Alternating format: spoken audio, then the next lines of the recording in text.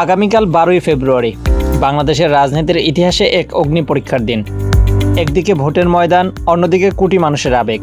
এবারে ত্রয়োদশ জাতীয় সংসদ নির্বাচনের সবচেয়ে বড় রোমাঞ্চ হল রেকর্ড সংখ্যক আলেম প্রার্থীর অংশগ্রহণ। আলেম কি পারবেন রাজনীতির চিরচেনা সমীকরণ বদলে দিয়ে সংসদের টিকিট কাটতে, নাকি জোটের অভ্যন্তরীণ কাটায় থমকে যাবে তাদের বিজয়যাত্রা?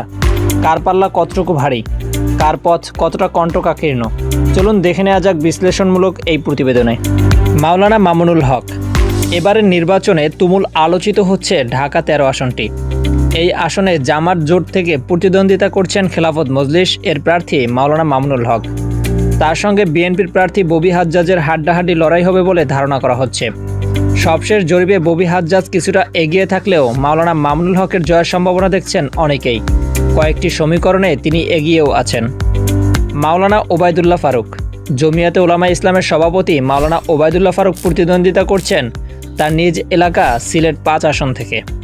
আগেও তিনি এই আসন থেকে একাধিকবার নির্বাচন করলেও এবার বেশ আলোচিত হচ্ছেন। বিএনপি থেকে ছাড় পেলেও এখানে বিএনপির বিদ্রোহী প্রার্থী রয়েছে। পাশাপাশি জামাত জোট থেকে মনোনয়ন পেয়েছেন স্থানীয় প্রভাবশালী আলেম মুফতি আবুল হাসান। ফলে এই আসনে ত্রিমুখী লড়াইয়ের সম্ভাবনা দেখা যাচ্ছে। শেষ হাসি কে হাসবেন সেটা নিয়ে নিশ্চিত করে কেউই বলতে পারছেন না। মাওলানা আব্দুল বাসিত আজাদ। খেলাফত মজলিসের আমির মাওলানা আব্দুল বাসিত আজাদ প্রতিদ্বন্দ্বিতা করছেন হবিগঞ্জ 2 আসনে। তিনি জামাত জোটের প্রার্থী হিসেবে মূল প্রতিদ্বন্দ্বিতায় রয়েছেন। এখানে বিএনপির প্রার্থী দলটির কেন্দ্রীয় নেতা ডাক্তার সাখাওয়াত হোসেন জীবন। আওয়ামী লীগের ঘাঁটি হিসেবে পরিচিত আসনটিতে বিএনপির প্রার্থীকে টেক্কা দিয়ে তিনি কতটা জয়ের বন্দরে পৌঁছাতে পারবেন সেটা নিয়ে রয়েছে সন্দেহ। মাওলানা মঞ্জুরুল ইসলাম আফেন্দি।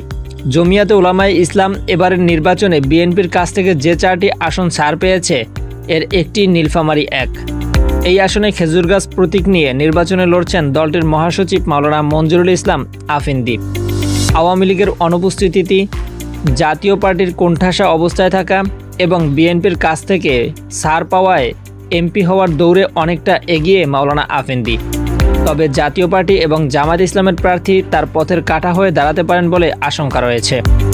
মাওলানা আকরাম আলী। ফরিদপুর 2 আসনে জামাত ইসলামের নেতৃত্বাধীন 11 দল থেকে প্রতিদ্বন্দ্বিতা করছেন মাওলানা আকরাম আলী। তিনি এলাকায় ধলা হুজুর হিসেবে পরিচিত। বাংলাদেশ খেলাফত মজলিসের কেন্দ্রীয় এই নেতা রিকশা প্রতীক নিয়ে প্রতিদ্বন্দ্বিতা করছেন। তার প্রধান প্রতিদ্বন্দ্বী বিএনপির সাংগঠনিক সম্পাদক শামা ওবায়েদ। আসনটি আওয়ামী লীগের ঘাঁটি হিসেবে বেশ পরিচিত। এখানে ধানের শীষের প্রার্থীর সঙ্গে হাড্ডাহাড্ডি লড়াই হতে পারে প্রবীণ আলেম মাওলানা আকরাম আলীর। মাওলানা জুনায়েদ আল হাবিব। এবারের নির্বাচনে আলোচিত আসনগুলোর একটি ব্রাহ্মণবাড়িয়া 2। এখানে বিএনপি সমর্থনের জমিয়ত থেকে খেজুর গাছ প্রতীকে নির্বাচন করছেন মাওলানা জুনায়েদ আল হাবিব। তার বিপরীতে বিএনপি থেকে বহিষ্কৃত দলটির আলোচিত নেত্রী ব্যারিস্টার রুমিন ফারহানা প্রার্থী হয়েছেন। বিএনপি সমর্থন পেলেও মাওলানা জুনায়েদ আল হাবিবের জন্য পথের কাঁটা হয়ে দাঁড়িয়েছেন রুমিন ফারহানা। এখানে শেষ হাসি কে হাসবে সেটা দেখতে অপেক্ষা করতে হবে 12ই ফেব্রুয়ারি পর্যন্ত। মুফতি মনির হোসাইন কাসেমি।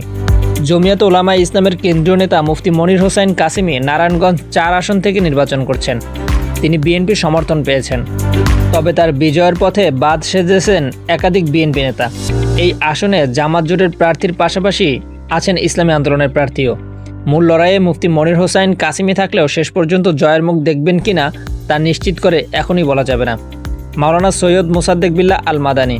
ঢাকা 4 আসন থেকে হাত পাখা প্রতীকে নির্বাচন করছেন ইসলামী আন্দোলন বাংলাদেশের প্রেসিডিয়াম সদস্য মাওলানা সৈয়দ মোসাদ্দেক বিল্লাহ আল মাদানী।